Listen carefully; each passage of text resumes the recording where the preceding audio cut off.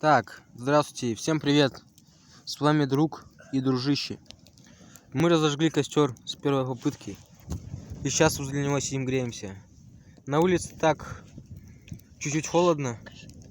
Но когда мы шли в первой части, было светло.